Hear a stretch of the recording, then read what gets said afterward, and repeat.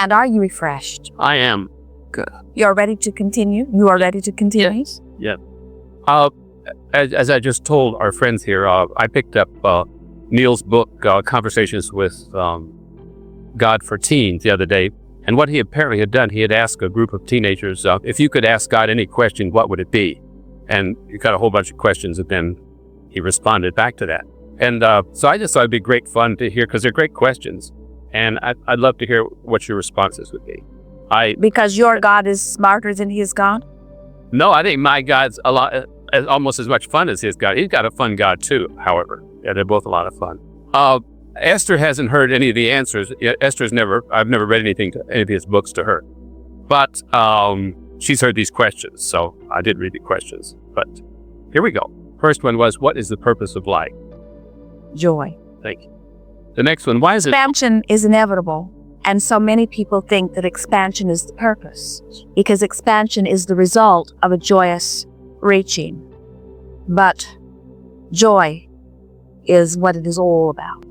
Thanks for expanding that. The next one, why is there so much killing and suffering, and can anything be done about it? And can a teenager do anything about it, considering the fact that adults seem to hold all of the power? Well, the reason that there is so much killing is because humans keep believing that the way to their perfect life is by ridding themselves of things that contradict their life. And so, rather than reaching for a vibrational adjustment, they are eternally, it seems, trying to control conditions. So, when you look at something wanted and say yes to it, you include it in your experience. When you look at something not wanted and shout no at it, you include it in your experience. So the more they focus upon what they do not want, the more they include it in their experience, and the worse their experience becomes. And so their drastic means of getting rid of these things that they believe it is well-meaning. They're just wanting to rid themselves of unwanted things so that they can live joyful. So the motive is joyful. They are just going about it in a way that will not work. Can anybody do anything about it? Everyone can do something about it and affect their individual experience. But no one has the power to affect all other experiences. So whether you are a teenager or any ager, by adjusting your vibration, you can control what happens to you. But we would not encourage anyone, not even that which you call God, to try to control the experiences of all. It is an individual effort. The next one, you probably covered that already just now. Why does the world seem so full of hate? It only seems that way to one who has activated that in their vibration, and then that's all they see. It is a small part of what the world is. It's true, isn't it? Why aren't all of us born smart? One of them asked. You are all born with the ability to attract infinite intelligence on any subject. You've never been a storage cabinet that is collecting smartness. You are a radio transmitter receiver that aligns with it. If you get convinced early on that you are not smart, and you keep that vibration activated, then you can never feel intelligent. But all have the ability to attract whatever they need whenever they need it. All are equal in that sense. That kind of answers the next question too then. One of them asked, it said that so many people are short of food and housing. Why doesn't everyone use their natural ability to be happy and to get the things they want out of life? Everyone can have whatever they want, but if you get fixated on shortage will be your experience. Just as you get fixated on abundance will be your experience. It all has to do with your vibrational inclination. Oh, that probably answers this one too. That vibrational inclination, by the way, is taught. In other words, you are naturally abundant, but shortage is taught. You learn that in your physical format, not from your non-physical perspective. Shortage is a human learned behavior. Oh, thank you. How can a teenager deal with the pressure from parents and from school and from friends? In other words, he said, if I do what I want to do, my friends get angry. But if I follow them, then I'm not happy with and being true with myself. So should I be doing only what I feel like doing? That is certainly the answer that we would offer. But there is one piece of it that we think you might be leaving out. Okay. Don't talk to everyone about what you are doing or what you are not doing. In other words, you say, my friends will be angry. But your friends will not notice so much what you are doing if you are not always making an announcement about what you are doing. Do what you please and keep it to yourself, and you'll be amazed at what you can get away with without upsetting others. This one asks, is my life controlled by fate, or is my destiny planned out for? Neither. Neither. Your life is controlled by your vibration, and you can offer a vibration deliberately. The reason that it often feels like it is controlled by fate is because you're offering vibrations that you are unaware of. You learn your vibration from others. You are not aware of what you are doing. You're not paying attention to the way you feel. Your emotions are not teaching you where you are. And so in your not being aware of what you are doing vibrationally, then what unfolds seems like a mystery. It isn't. Why do I have parents who treat me so badly? In other words, this came from I pick my own parents. Yes, you pick your own parents, and the way they treat you is because of the vibration that you've activated within them. It usually started because they were well-meaning. They're responding to their life. You offer a vibration. They respond to the vibration that you offer. They offer a vibration. You respond to the vibration they offer. And it sort of gets started in that way. You can change the way anyone treats you at any time by adjusting your vibration. Which probably answers this next question. What power do I have to create what I want, and how can I use it? By identifying what you want and practicing the feeling place of that more than the feeling place of what you've got instead. And when the feeling place of what you desire is dominant, it will be the way life unfolds. You have to change the way you feel. In other words, you have to have a virtual experience first. You have to be able to identify it before it happens, and then pretend it so that it's a dominant part of your vibration, and then you will live it. Okay, that probably answers this next question, too. That's the game we're playing. It feels funny over here. It does feel strange. Okay, why don't our parents let us teenagers be who we want to be instead of how they want us to be? I want more freedom, but my parents don't have enough respect for me to really listen to what I have to say. What can I do about it? Think about the vibration that you have activated there. As you say, my parents do not have respect for me. That's the vibration you've activated. They can't give you anything other than that. So then you say, but the reason that's the vibration I've activated is because that's the way they've treated me. We say, doesn't matter who got there first. As long as you are convinced that your parents have no respect for you, they will treat you with no respect. You have to pretend they have respect for you and activate that vibration, and then they will have more respect. Teenagers are like most everybody else, thinking somebody else should do something about this. If we were you, we'd do it. Okay. Speaking of do it, what's the purpose for a teenager's desire for sex? You're born with it. The purpose of it is to expand the human population. It's like the desire for food and the desire for water. It's an innate desire built into you to assure the longevity of your species. The follow-up on that would be, and is it wise to wait till I'm married to have sex? If that's when the impulse first hits you. Okay.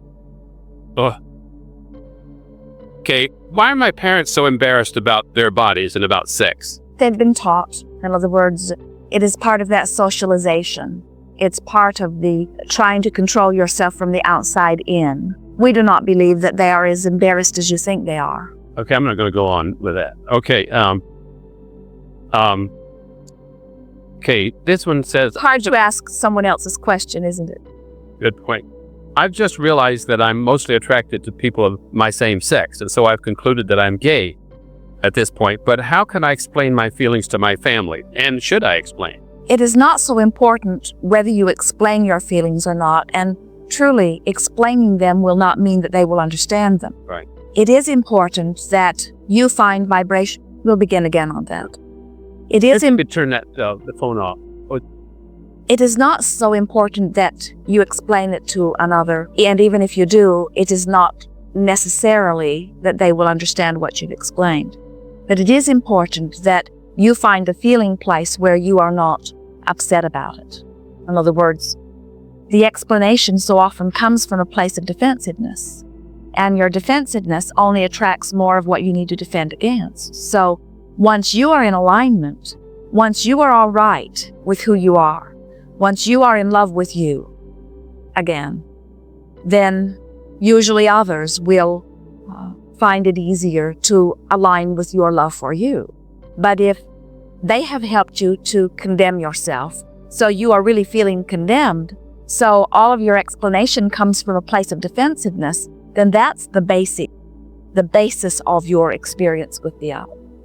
In other words, you have to find your place first and really feel all right about it first before you can ever begin to explain it to another and evoke from them a response that will please you. So often, the responses that you get from others about anything just reflect back to you the way you feel. Wow. And the last one, I guess, in that area is someone says, well, shouldn't my having sex be nobody else's business? Yes, but you tend to make it everybody else's business by needing them to approve. If you don't ask them their opinion, they're not as likely to give it to you. In other words, if you're all right with where you are and not seeking approval. You see, this is the thing that goes most wrong with this gay movement, so to speak, is that it is known by you that most do disapprove of you. And then from your defensive place, you set out to make them approve. If you would set out to make their opinion a non-issue, everything would go smoother for you.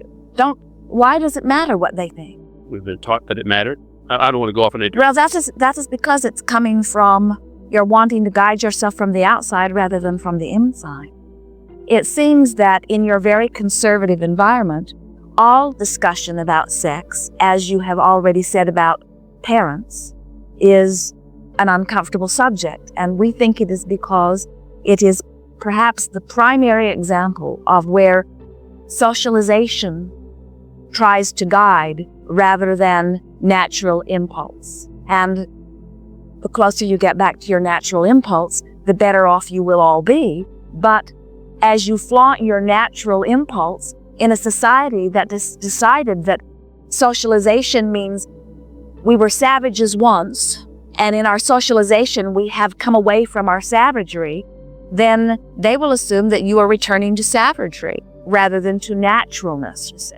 And so it all comes back around to the same idea that don't ask them to understand what you were about. Just be about what you were about, but don't ask them to understand what you are all about. And if you will stop needing their approval, then you will stop activating them with your vibration, and it will be a non-issue for you. Excellent. How could a merciful God condemn for eternity, they put in quotes, those whose ideas are different? Couldn't God have created us all to believe in and obey God's one and only religion? Well, we cannot begin to tell you the number of false premises that are within that question. I was afraid of that. Shall we jump that one? Or you want to comment further? Yeah. Man has come upon a variety of opinions of what he thinks God is, all of which are inaccurate. And so the most flawed thing with that question is the idea that man should come to one religion or to one opinion or to one conclusion. That, above all other things, flies in the face of the diversity that is necessary for the expansion of these universes. If you were all thinking the same, there would be no expansion. And so we would say that that which you are calling God would never be excited about limiting thought, because that would lead toward endedness, and that will never be. So the idea that there are many different perspectives from which to approach life is a very healthy idea. What is troubling is that the never-ending struggle over whose idea is the best idea. Right. That's like saying there should only be one food to eat. What is the harm in the variety? Well, that would lead into the next question. In other words, someone had asked, why doesn't everyone believe in one God? In other words, how do we get off to so many different gods? Because man has created God in his own image, and there are many different images. We're all different. Okay, this one. Why, in spite of the thou shalt not kill commandment, do so many people kill over who has the right religion? Because most who say, thou shalt not do anything, mean everyone but them. So that's true. I guess that's it, huh? Do you see cruelty and killing as wrong, like other than in self-defense? We don't see it as wrong, but every time we've seen it, it has come from one who was very disconnected from who they really are. Those killers are asking for soothing that they almost never get, which makes them kill more. Think about those who kill in your society. Who are they? They're always disconnected, whether they are your president, who usually does not do his own killing, but orders it, or they are those who feel they are without choice, or they are those who are doing it in the name of righteousness. That is the biggest group. Or they are those backed into a corner where they believe that they are fighting for their own preservation. Self-defense kind. But without exception, it is all from a vulnerable place of disconnection.